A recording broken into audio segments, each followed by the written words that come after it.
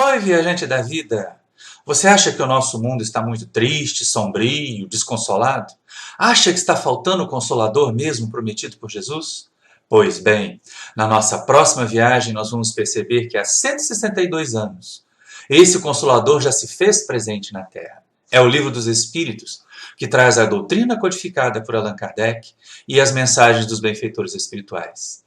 Então, enquanto roda a vinheta, você se inscreve no nosso canal, aproveita para dar um joinha aí embaixo e deixar o seu comentário, ele é muito importante, indispensável para nós decidirmos as nossas novas atitudes, os novos temas que nós vamos abordar. Desde já, obrigado e boa viagem!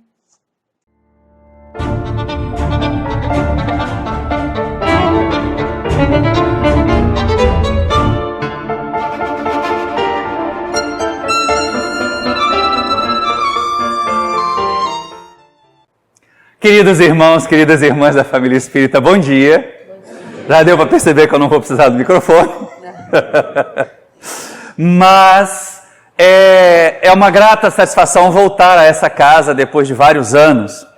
Mas é uma casa que nós vimos crescer, que nós acompanhamos desde as instalações lá de cima até esse momento, e sempre crescendo e sempre adiante, como o próprio patrono dela, Leopoldo Machado, propõe para nós, um dos maiores disseminadores, principalmente do Espiritismo entre os jovens, nas nossas fileiras.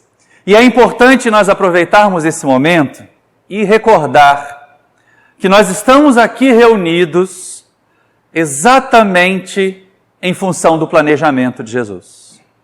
Quando o Mestre conversava com os discípulos ainda lá na chamada Santa Ceia, eles viram que eles estavam ficando tristes, estavam ficando abatidos porque ele havia dito que iria se afastar, que iria ser perseguido, que iria ser morto. Então, lógico, quem é que ia gostar de ficar sem um guia para dizer o que a gente tem que fazer?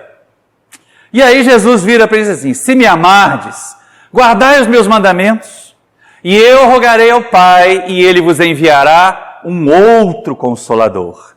O Espírito de verdade, que o homem não conhece, absolutamente não vê, mas que vós vereis e que ficará convosco para sempre. E é lógico que os discípulos daquela época não entenderam isso. Muitos esperam até hoje que Jesus volte naquele mesmo corpo material que ele tinha antes, por isso talvez tantos simulacros da imagem do Mestre em torno de nós nos dias atuais, para refazer aquele reino que supostamente foi pregado há mais de 2000 anos. Mas se a gente prestar atenção na promessa do Cristo, ele não diz que vem uma outra pessoa. Ele diz que vem um outro Consolador, que as criaturas daquela época não conheciam, porque elas não tinham maturidade espiritual e intelectual para conhecer, mas que os novos tempos conheceriam. E aí nós vamos perceber esses discípulos já sendo apontados como tarefeiros desse momento mais adiante. E que ficaria conosco para sempre. Aí é que está a chave. Se fosse um indivíduo, se fosse uma pessoa, se fosse um outro missionário encarnado, ele não ficaria conosco para sempre. Certamente os nossos corpos podem até ser mais duráveis do que eram no tempo de Jesus, mas eles ainda acabam, eles ainda param de funcionar. Então, qualquer indivíduo que centrasse em si a mensagem consoladora, ela permaneceria na Terra apenas por algum tempo, e não mais para sempre. Consequentemente, a promessa de Jesus não é da vinda de um homem, nem a vinda de anjos, mas de uma ideia, de uma doutrina, que traga para nós a consolação de forma permanente, que nos ajude a trazer o Consolador para dentro de nós. E é lógico que essa confusão lá nos tempos remotos do cristianismo acabou resultando naquele período sombrio dos tempos medievais, em que o obscurantismo prevaleceu, em que a perseguição a todas as criaturas que pensassem diferente do pensamento dominante acabava sendo encetada, quantas fogueiras foram acesas, quantas cruzadas foram realizadas em nome de Jesus, para tentar fixar a sua mensagem nas mentes e nos corações humanos, o que é um contrassenso, afinal de contas, ninguém leva a mensagem de amor, ninguém leva a mensagem de paz, ninguém leva Jesus na ponta de uma espada para os corações dos outros. Certamente, nem naquele tempo, nem nos tempos de agora. Então nós somos chamados a superar aqueles momentos. A perseguição à ciência, a perseguição a todos que tentassem levantar o véu para mostrar mais conhecimento, para trazer às criaturas mais conforto por aquilo que elas sabem. E assim passamos aqueles quase mais de 1000 anos, sofrendo, vendo a mensagem de Jesus ser deturpada das mais variadas formas e das formas mais violentas. Até que chega mais ou menos ali pelo século 17, 18, em que as criaturas já não estavam mais aguentando o tacão religioso, já não suportavam mais aquele pensamento obscurantista, e aí vem o período das luzes, como nós poderíamos dizer. Só que é aquela história, né? Quando a gente passa tanto tempo sofrendo por causa de uma ideia e consegue forças para se libertar dela, logicamente nós vamos querer a máxima distância desta ideia. Então negava-se os religiosos e as suas práticas, mas também se negava a religião. Negava-se o cristianismo daquela forma como era apresentado e também se negava a Jesus e a Deus. E nós víamos a sociedade cada vez se distanciando lá do misticismo, do obscurantismo da Idade Média, mas mergulhando num outro vazio, o do materialismo. O do nada existe se eu não puder tocar, se eu não puder palpar, se eu não puder medir, se eu não puder pesar. E lógico, isso também não traz conforto para ninguém, afinal de contas, quem é que quer deixar de existir? Quem é que quer se imaginar apenas como um amontoado de células? Ou, se a gente quiser seguir pelo campo da biologia, como uma baita esponja cheia de água, né? Porque é isso que nós somos. 80% dos nossos corpos físicos, água. Então, alguns mais, né? Alguns são as pipas maiorzinhas. Mas, né, isso é algo que ninguém quer. Então as pessoas migraram do temor a Deus para a aversão a Ele, o materialismo e aí o vazio, já que eu não tenho mais nada para esperar, já que é só viver durante as células e acabar. Se viesse uma doença, se viesse uma dificuldade mais grave, logicamente as criaturas pensariam em fugir da vida pelo suicídio. Não havia nada que esperar depois, não havia nada a aguardar depois, por isso mesmo a espiritualidade se movimenta e já no final do século XVIII começa a preparar a reencarnação de espíritos daqueles que ouviram a promessa de Jesus, daqueles que aprenderam com o mestre e com os seus grandes mestres que o seguiram, com os seus discípulos que se tornaram apóstolos, para que em algum momento uma mensagem consoladora se fizesse mais firme, mais patente na terra e que nos libertasse de um lado do obscurantismo, do tacão religioso puramente servil da fé cega e de outro lado também nos arrancasse ao materialismo. Até que em outubro de 1804 lá vem reencarnando Hippolyte Léon Denis Rivail, que tempos depois nós passamos a conhecer como Allan Kardec. E é interessante nós imaginarmos as celebrações do Livro dos Espíritos. Na última quinta-feira agora, 162 anos de doutrina espírita para o planeta Terra, de mensagem do Consolador para o planeta Terra. E aí, lógico, alguns pessimistas podem dizer assim, mas está demorando muito esse Consolador a fazer efeito, né? Mas, gente, que são 162 anos em face dos milênios. A mensagem de Jesus, vinda há mais de 2000 anos, conseguiu confortar a terra toda? Ainda não. Ainda estamos lutando para que os cristãos sejam mesmo seguidores do Cristo. É lógico que a doutrina espírita ainda está buscando o seu período de consolidação, mas aí está o Livro dos Espíritos. E nós não o teríamos se não fosse o bom senso encarnado, como disse, né, um dos seus biógrafos, de Allan Kardec. Porque exatamente naquela percepção, na formação de um missionário, que nasce em família católica, é educado numa instituição protestante, aprende, portanto, tanto na França quanto na Suíça do seu tempo, a tolerância, a compreensão dos valores de todas as formas de crer. Mais que isso, alguém que foi preparado para ser um educador por Heinrich Pestalozzi, o maior educador que o século XIX viu, e que é lembrado até hoje pelo seu método, pela sua maneira de abordar as crianças e de fazê-los construir o conhecimento. Essa criatura preparada, então, nos campos mais positivos da ciência e da educação é depois chamada à missão de desvendar para nós, de codificar para nós a mensagem dos benfeitores espirituais. O texto de Prolegômenos que foi lido, aquele conjunto de informações dadas pelos Espíritos que Allan Kardec sintetizou numa mensagem, mostra bem para nós que o trabalho é deles. Então não existe kardecismo, existe espiritismo. E Allan Kardec é esse missionário que teve o compromisso de trazer para nós a codificação. Mas jamais colocou sobre os seus próprios ombros, ele jamais quis isso. Se algum de nós aqui disser que é kardecista, os ossos de Kardec vão girar na tumba lá em Paris. Nós somos espíritas, e sem medo de dizer que somos espíritas, e as pessoas nos confundirem com outras formas de usar a mediunidade. É uma oportunidade preciosa para dar lições do que é o espiritismo. Mas é espírita como? Não tem dessas perguntas assim de vez em quando?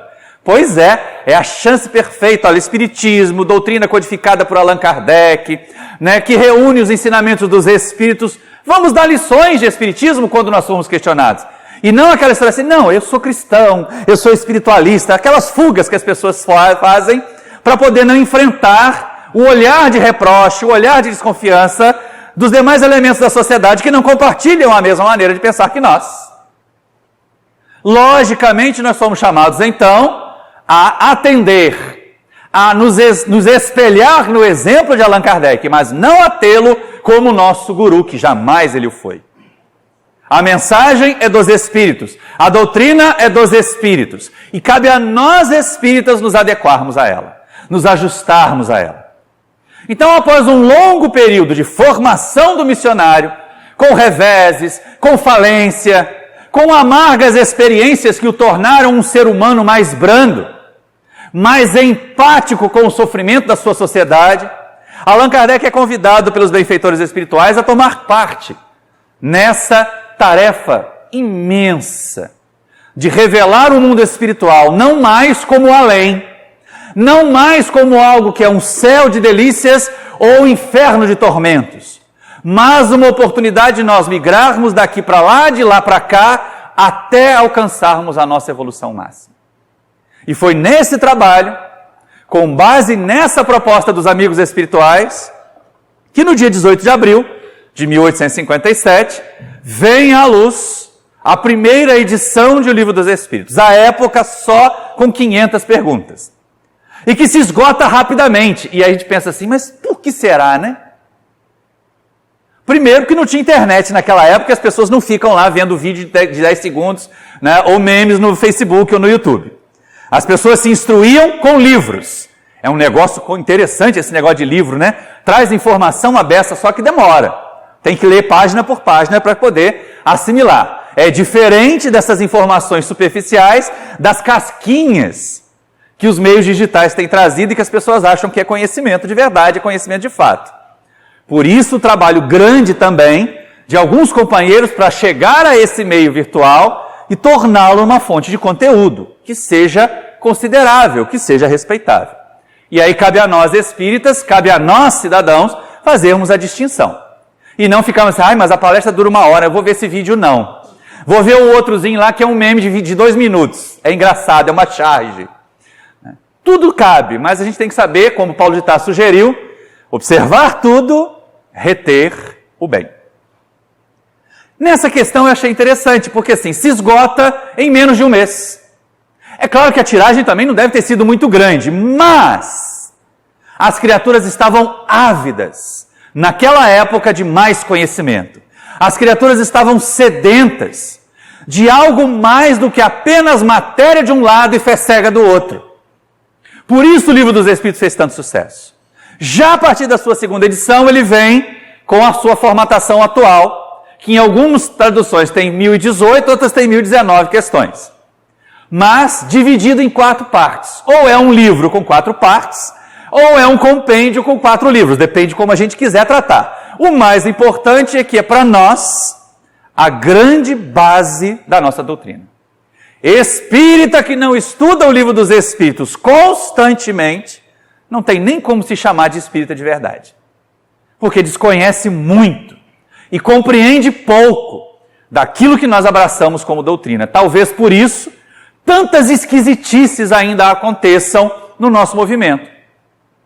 Tantos comportamentos esdrúxulos e tantos desvios, principalmente os desvios que ocorrem no campo da mediunidade.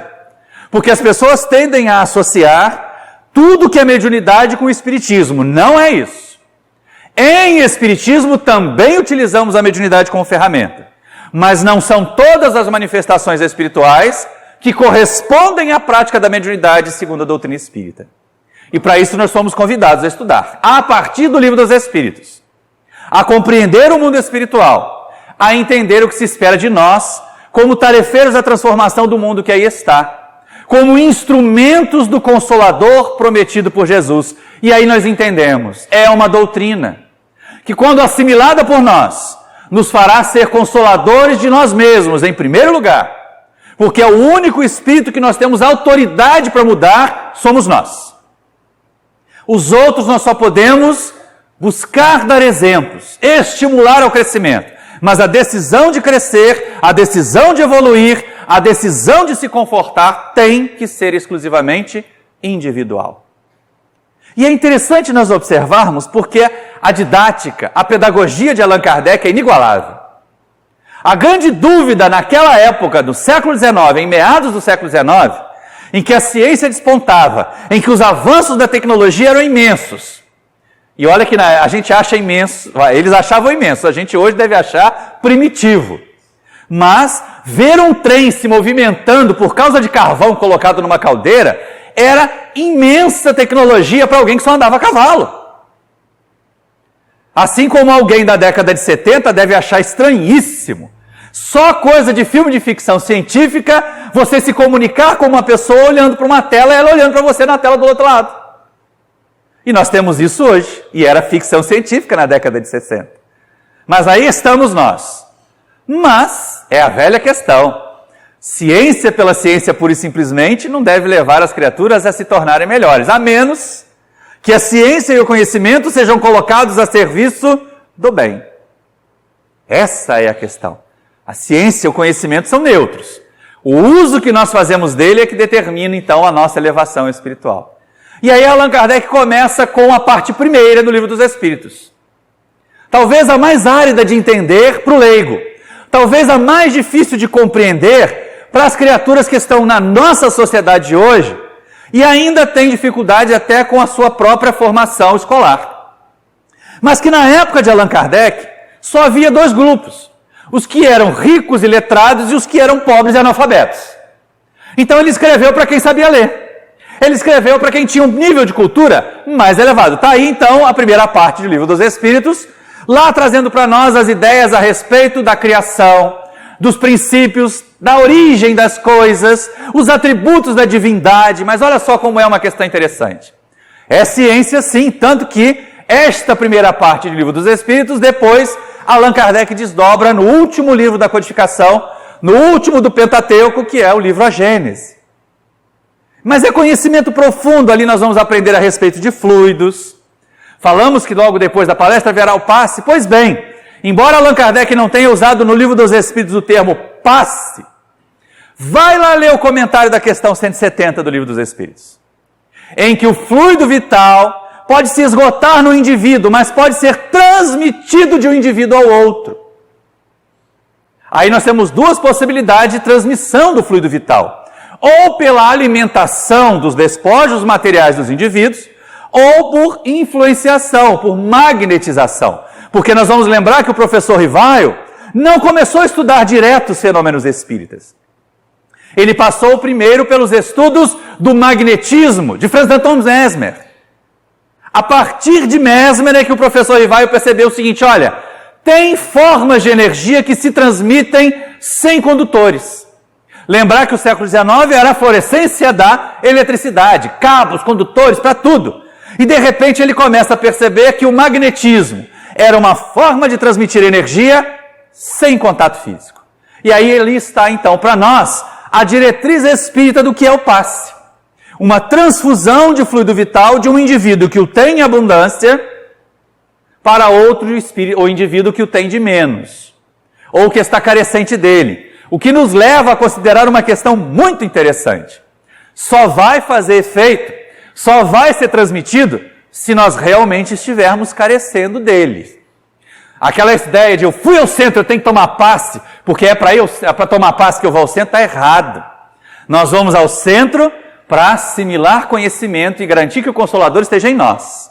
O passe e a água fluidificada são acessórios, para ajudar aqueles que estão carecendo dessa energia. Então aquela vidinha de passe, gente, não dá certo no mundo espiritual. Quem quiser compreender melhor sobre isso, vai lá no livro de André Luiz, Missionários da Luz. Em Missionários da Luz ele vai apresentar para nós os critérios que a espiritualidade utiliza para beneficiar os indivíduos com o passe. Fica a sugestão de leitura, mas a gente tem que seguir com a nossa tarefa. E essa primeira parte ela é muito inteligente, porque logo no primeiro capítulo ela impessoaliza Deus. Kardec não pergunta quem é Deus, porque seria um indivíduo, uma pessoa, um ser, nem o que é Deus, que seria uma coisa. Ele só pergunta que é.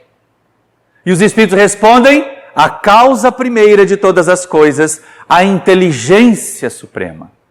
Mais adiante o codificador vem e pergunta: bom, inteligência suprema, causa primeira, então criou tudo. E é uma inteligência que está acima de todas as inteligências. Será que ele pode ter defeitos?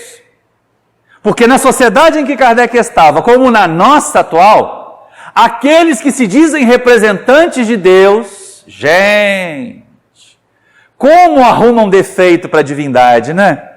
Deus proíbe, Deus castiga. Quem é que nunca ouviu isso quando era de outra religião? Não faz isso que Deus castiga. E aí a gente pensa assim, mas será que Deus que é justo, que é bom, vai castigar? Imagina a ideia de céu e de inferno tradicionais. É incompatível com aquelas características, com aqueles atributos da divindade apresentados lá no capítulo 1, da primeira parte do Livro dos Espíritos. E é tão interessante ali, porque, é lógico, Kardec não tinha condições de aprofundar. A física começava a se desenvolver, sequer se tinha noção do que acontecia no campo íntimo dos átomos, para tratar dos saltos quânticos e das coisas mais. Mas ali a gente aprende a questão a respeito da criação da matéria, da criação dos espíritos como princípio inteligente. Aquela história do criado simples e ignorante, gente, já não é na forma de espírito como nós estamos. É lá como princípio inteligente, ligado aos primeiros elementos materiais para iniciar seu aprendizado. Como Leon Denis costuma dizer. Dorme no mineral, sonha no vegetal, desperta no animal, e aí quando a gente entra na fase humana da evolução é que a gente pode ser considerado espírito de verdade. Aí a gente passa a ser autor da própria obra, autor da própria infelicidade ou da própria felicidade, dependendo das nossas escolhas. Primeira parte do Livro dos Espíritos. Mas aí a população tinha mais dúvida, né? O povo tem dúvidas. Achei engraçado que meu filho mais novo, 13 anos, me abordou na quinta-feira assim: pai, minha colega de escola perguntou se espiritismo tem santo. Eu disse que não. E ele está corretíssimo, né? Aí ela, mas por que não tem santo? Aí ele se enrolou para explicar. É claro que ele ainda está no processo de consolidação de informações a respeito da doutrina. Mas está a caminho. E essa é uma questão interessante. Como é que é esse negócio de ser espírito e de ter um corpo material? Porque é isso de fato que nós somos. Nós somos um ser espiritual imortal. Tivemos início, portanto nós não somos eternos. Nós somos só imortais. Mas não teremos fim. E o próprio Kardec pergunta aos espíritos: é difícil compreender uma coisa que teve início e não ter fim. E aí os espíritos respondem só que para o nosso atual nível de compreensão fica difícil mesmo, mas que nós vamos evoluir. Eles são tão bonzinhos, né? São tão condescendentes. A hora que vocês saírem do jardim de infância espiritual, vocês vão entender isso. Paciência e continuem estudando. Paciência e continuem trabalhando. É isso que se espera de nós, espíritas. Espírita não aposenta. Espírita não para de estudar de jeito nenhum. Porque se parar, fica ultrapassado. Se parar, acaba perdendo o bonde da evolução. E aí a segunda parte do Livro dos Espíritos é a que trata da vida espiritual. Tanto lá quanto aqui, tanto do intercâmbio, e aí lógico, essa parte então, principalmente os capítulos que tratam disto, da vinda para o mundo material, reencarnando, da volta à vida espiritual depois da desencarnação, o que é desencarnação, dos momentos de emancipação da alma. Tudo isso está tratado no Livro dos Espíritos na segunda parte. E a gente percebe assim, nossa, mas isso é interessante. Isso mostra para a gente, e aí gerou também as discussões do Livro dos Médiuns. Allan Kardec desdobrou o Livro dos Espíritos em várias outras obras que complementaram a codificação. Como nós dissemos, a primeira parte do Livro dos Espíritos deu origem à Gênese, basicamente. Assim como essa segunda parte, algumas partes dela importantes, deram origem ao Livro dos Médiuns, que é a questão do intercâmbio, que é a importante percepção de que os espíritos desencarnados, quando se comunicam com o médium, eles se afinizam perispírito a perispírito, eles não entram no corpo de ninguém. Então aquela história de, o espírito me pegou aqui de repente, isso se chama chilique mediúnico. Isso não é mediunidade, é chilique mediúnico. O espírito está aqui, e fica dando fungada, e fica torcendo e fazendo... Nada disso é necessário. Vai lá procurar no Livro dos Médiuns que a gente vai entender. Nem o objeto material, nem a cor da roupa, nem a posição que a gente senta em volta da mesa, nada disso influencia o intercâmbio com o mundo espiritual.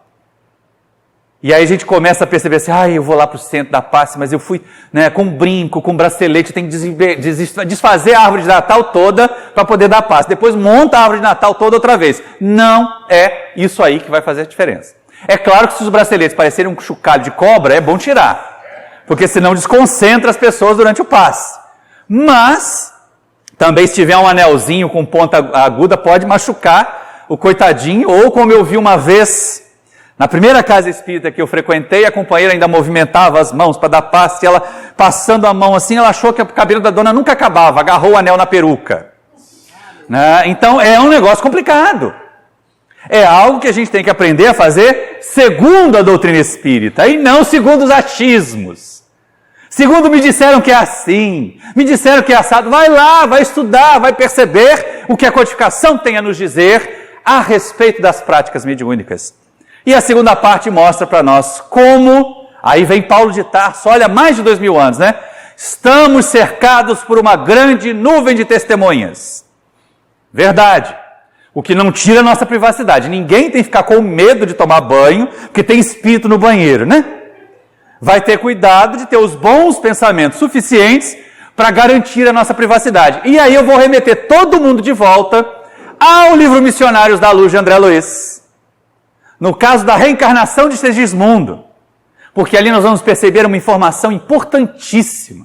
Até mesmo sobre aquilo que Kardec apenas aponta, porque o seu tempo não lhe permitia desdobramentos maiores. Das questões 200 a 202, a respeito da sexualidade. É muito interessante a responsabilidade perante o sexo. E aí essas duas obras vão trazer informações importantes. Está lá no capítulo 2. Na segunda parte, na verdade. E assim nós vamos perceber, a segunda parte começa com algo que nós temos esquecido. Escala espírita. Allan Kardec teve o cuidado de nos alertar, não é porque o indivíduo está desencarnado, não é porque o indivíduo mora no mundo espiritual que ele sabe tudo. E aí a gente começa com aquela escala espírita, né? Espírito atrasado, espíritos endurecidos, até que chega numa categoria que hoje está fazendo sucesso, que é o tal dos espíritos pseudo-sábios. Criaturas que tentam enredar, criaturas que criam com teorias conspiratórias, criaturas que tentam vir com vocabulário rebuscado para poder iludir. E aí a gente tem visto acontecer nos nossos dias atuais, não é? Não é assim que astrólogo vira filósofo? Pois é. Atenção, está lá na escala espírita, não nos iludamos. Tenhamos atenção à categoria dos espíritos, não é o rótulo da mensagem. Não é o nome que vem escrito embaixo da mensagem que vai dar qualidade a ela, mas ao contrário. O nome que vai estar ali precisa ser respaldado pelo conteúdo. E de vez em quando a gente vê cada coisa alucinada, né? Aqueles médiumzinhos fascinados. Olha só, eu estou recebendo um livro de André Luiz. Olha só, estou recebendo uma mensagem do Bezerra. Olha que linda. Aí você pega, passa a mensagem assim, gente, nem a cabrita assina isso, que dirá o Bezerra. E a criatura não tem noção de que está sendo iludida por um espírito pseudo-sábio. E está cheio de pseudo-sábio encarnado. Alguns até nas nossas fileiras. E a gente precisa estar precavido em relação a isso. Atento em relação a isso. A segunda parte do Livro dos Espíritos é a maior em termos de conteúdo, em termos de questões. E ela vai se encerrar com uma percepção muito interessante quando Kardec pergunta: qual é o verdadeiro sentido da caridade segundo entendia Jesus? Porque isso é uma outra quebra de paradigma. Não quer dizer que nós vamos excluir ou vamos deixar de vivenciar a caridade material. Mas nós somos chamados a vivenciar principalmente a caridade moral, a atender ao espírito que é permanente e não necessariamente ao corpo que é transitório. Como falamos em outras atividades, uma cesta básica, ela é necessária saciar a fome de quem padece. O sociólogo Betinho, quando começou aquela campanha na década de 90 do Brasil Sem Fome, ele dizia isso: gente, eu não deixei de pensar numa estrutura melhor para a nossa sociedade, mas a fome tem pressa. Não se prega doutrina, não se prega mensagem política a quem tem o estômago roncando e vazio. Não se prega, não se mostra Jesus a quem está com o estômago vazio. Mas, se a gente só encher o estômago sem apresentar algo mais, sem fazer promoção humana em vez de assistencialismo espírita, nós vamos nos dar muito mal. E aí, como a gente tem aproveitado as oportunidades para sugerir boas obras, boas fontes de conhecimento, vai a esse respeito o livro Fora da Caridade Não Há Salvação, do nosso companheiro Alírio de Cerqueira Filho, lá de Mato Grosso.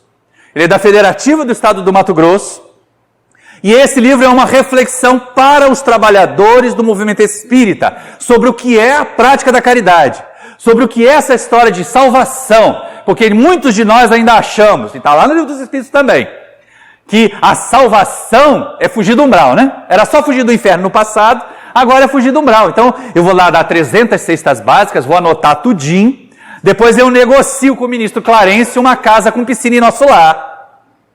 Vai rolar? Não vai. Não, eu sou médium, vou lá no centro, recebo 500 espíritos ao longo da minha encarnação de médium. Depois de 30 anos eu aposento. Não tem aposentadoria de médium.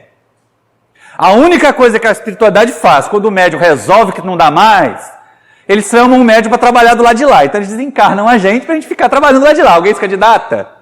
Então é bom continuar trabalhando aqui enquanto puder. Nós vimos o nosso Chico levar a sua tarefa até um dos últimos dias da sua existência, enquanto aquele corpo pôde. É lógico que nós vamos respeitar, e como está dito lá no Evangelho, cuidar do corpo para poder cuidar do espírito também, né, gente? Então, essa segunda parte, Kardec diz, os espíritos respondem a Kardec: a caridade, segundo entendia Jesus, é benevolência para com todos, indulgência para com as imperfeições alheias e perdão das ofensas. Uai, mas não tem cesta básica, não tem enxoval aqui, cadê? Benevolência é muito mais do que beneficência, não é?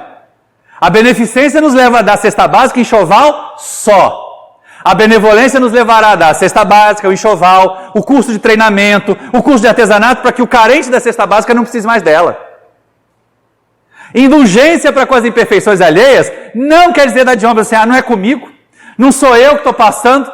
Não, é entender o seguinte: olha, o outro pode estar num estágio evolutivo abaixo da compreensão que eu já tenho, mas eu também tenho as minhas imperfeições.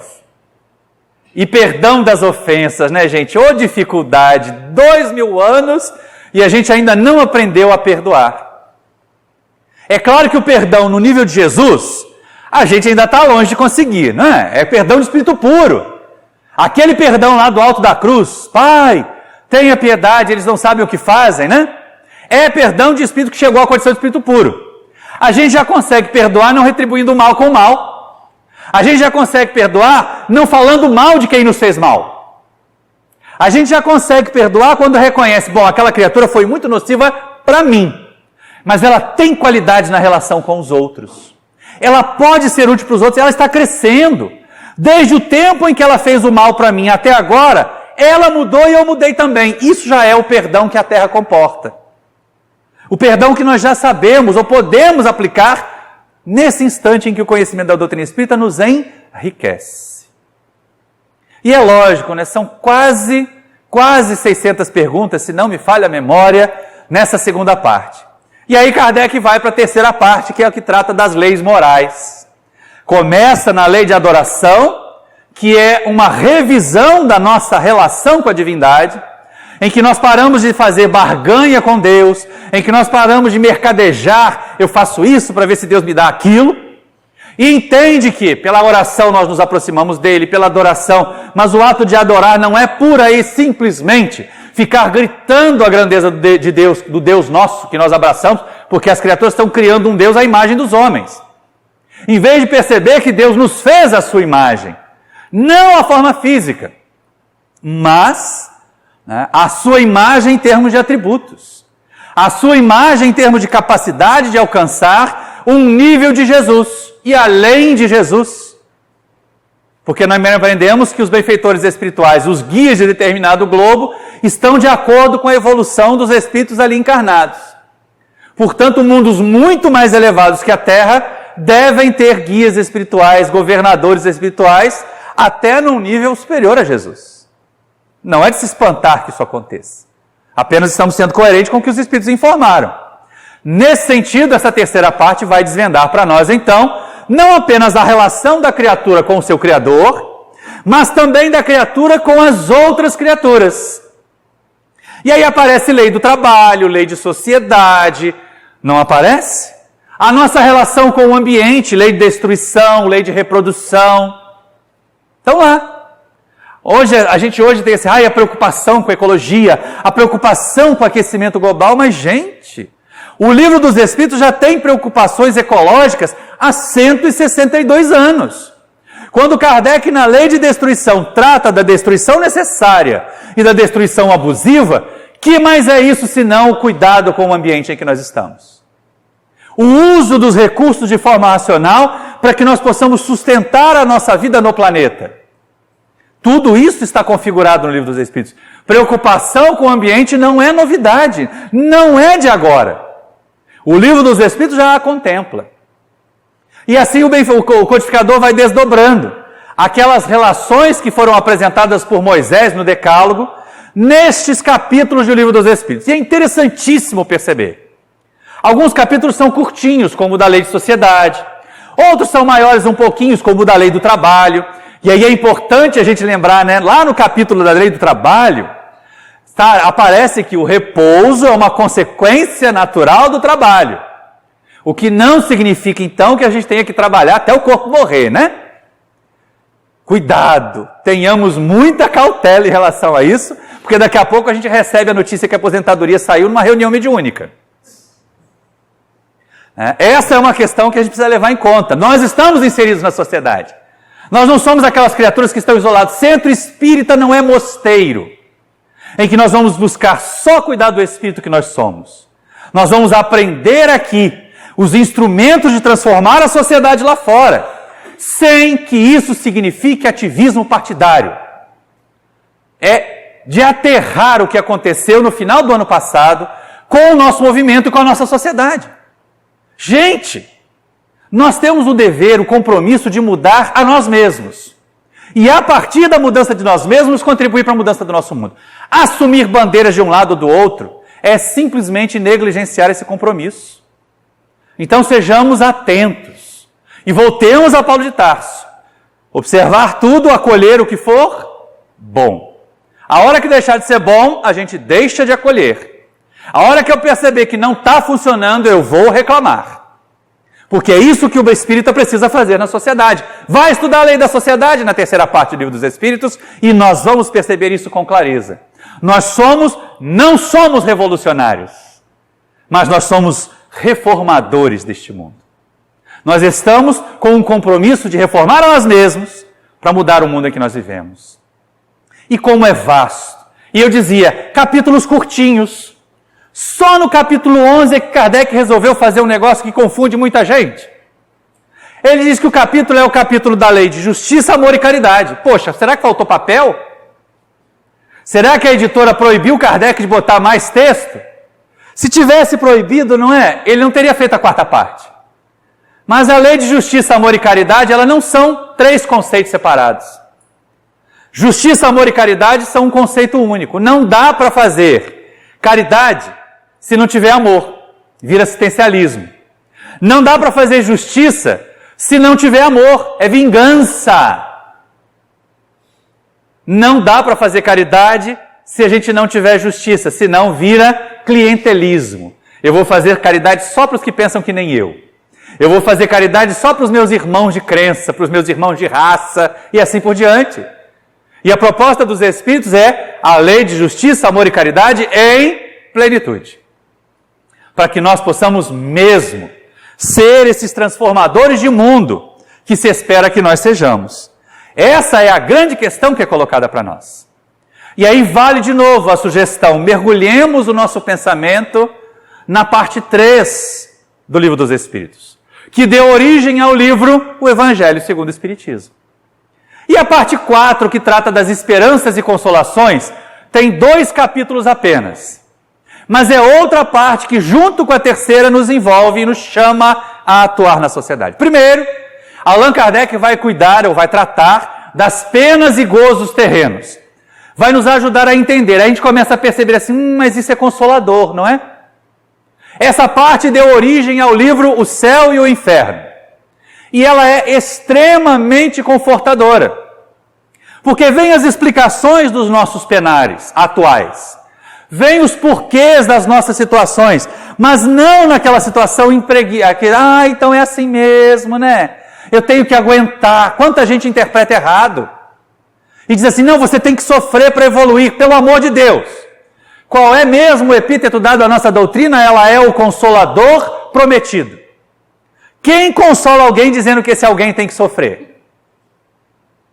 Já pensou, Roberta vai no atendimento fraterno com um espinho. O espinho está cravado aqui. Aí o atendente diz, não, minha filha, aguenta, porque é assim que você vai evoluir. Ela vai sair do centro, vai entrar no primeiro par de sofrer que aparecer na frente dela. Porque a proposta não é que a gente tenha que sofrer para evoluir, mas evoluir para não sofrer. E aí o Livro dos Espíritos se mostra integral aos nossos olhos. Desde a segunda parte, das questões 167 a 170, a terceira parte, com essa ideia de atuação na sociedade, a esta quarta parte, de que nós somos os construtores da nossa infelicidade e da nossa felicidade. Se não é possível eu mudar o meu passado, que traz as consequências agora, claro, me cabe suportar as consequências do meu passado.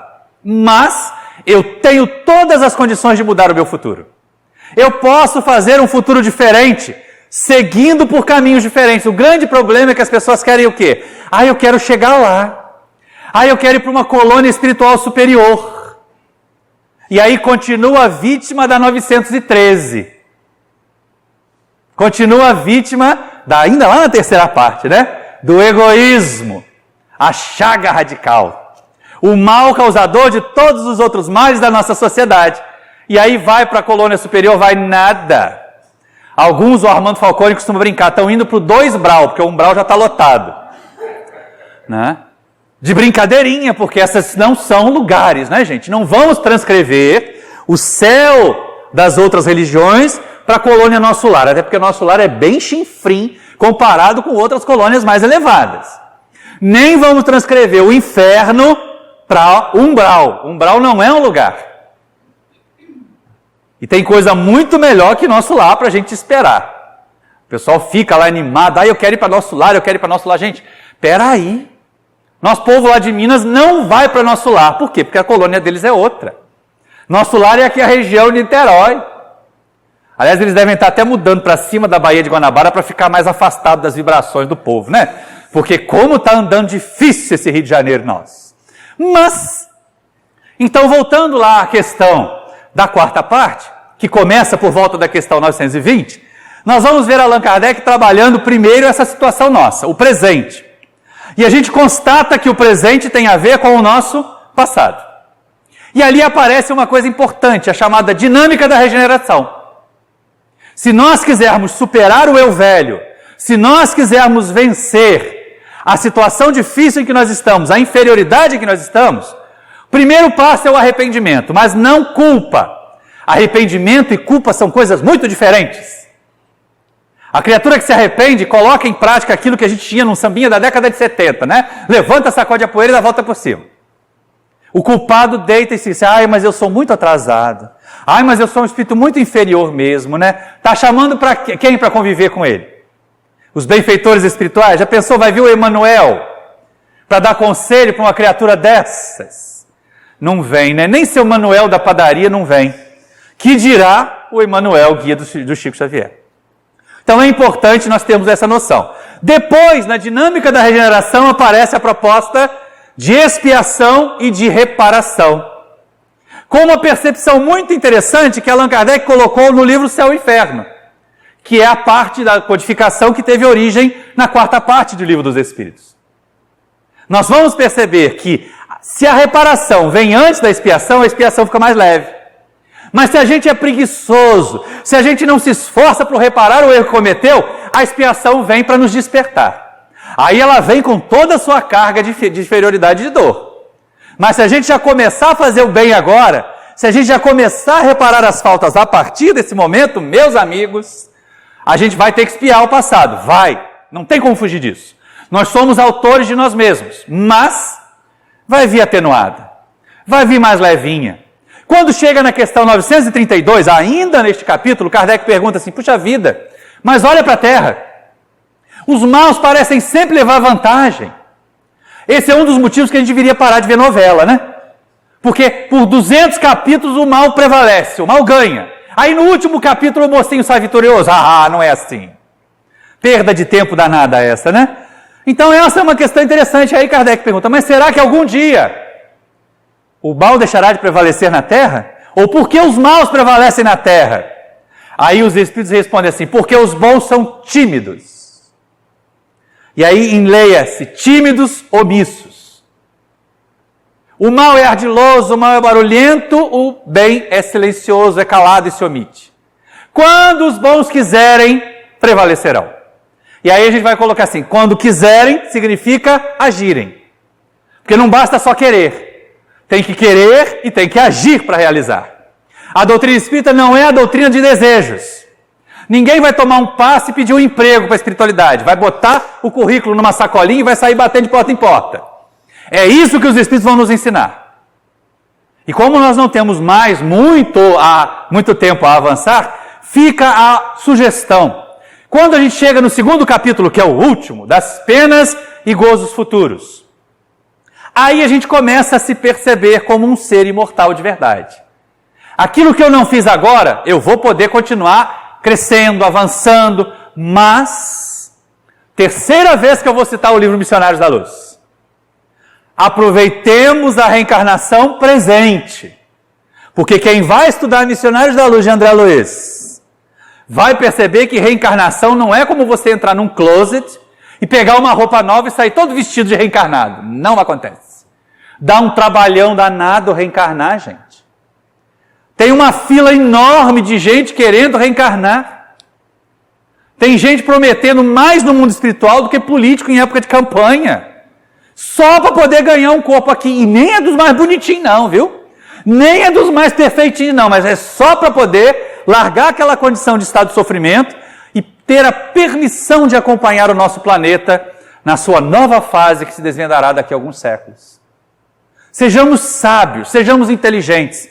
Se nós estamos hoje celebrando 162 anos da nossa doutrina, que já temos feito dos ensinamentos que o Livro dos Espíritos nos trouxe? Quanto do Livro dos Espíritos eu já consigo vivenciar? Porque é muito bacana nós fazermos reuniões comemorativas.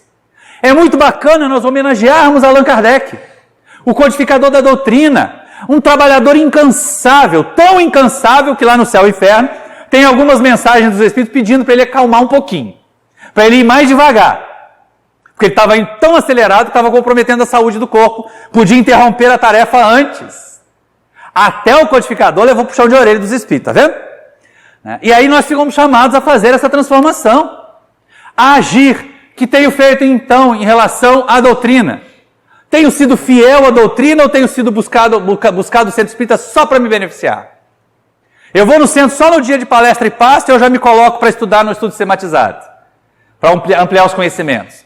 Eu aceito o convite para participar da campanha do quilo ou algum serviço assistencial. Eu atendi o chamado para evangelizar. Isso é mais homenagem a Kardec. É mais homenagem ao Livro dos Espíritos do que um grande bolo, com um 162 e a cepa. As pessoas gostam de botar aquele cachinho de uva, né? A cepa lá, bonitinho, até nos bolos de comemoração que nós fazemos. Mas vivenciar a doutrina é muito mais relevante do que fazer atos externos de homenagem ao Livro dos Espíritos, a Allan Kardec e à nossa tarefa na casa mesmo, aos grandes vultos. Por quê?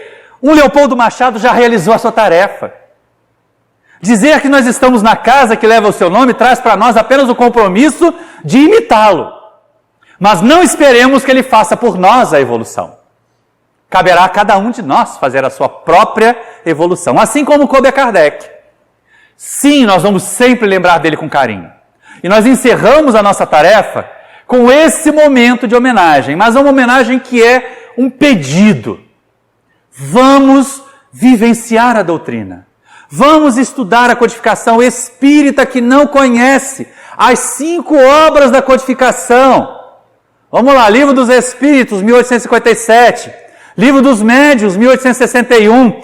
O Evangelho segundo o Espiritismo, 1864. O Céu e o Inferno, 1868. E a 65. E a Gênesis, 1868.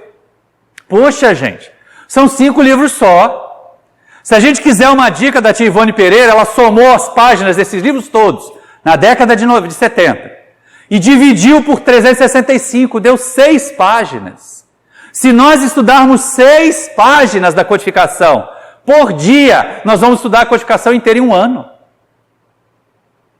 E aí, há mais ou menos 18 anos, numa nossa reunião mediúnica lá nas casas de Paulo de Tarso, uma benfeitora amiga trouxe a seguinte mensagem para nós, com a qual nós encerramos essa tarefa, que é um tributo a Kardec. E irmã Rosália diz o seguinte: em sombras vivia a terra mergulhada, jazia a terra mergulhada, o homem vivia amargurado e triste, crescia no mundo a ideia do nada, se não pesa, se não mede, não existe. Dos seus filhos Deus não descuida, ampara-nos sempre com seu amor. Mandou de volta ao velho druida trazer a luz do Consolador. Logo voltaram os tarefeiros, cooperando com gestos ligeiros, tirando a alma da escuridão. A ele coube um trabalho imenso, fazer luz e ter bom senso. A ti, Kardec, a nossa gratidão. E a todos vocês, meus amigos, que compartilharam essa manhã conosco. A casa que nos convidou e a Roberta que revimos hoje depois de tantos anos. Muita paz e muito obrigado pela atenção.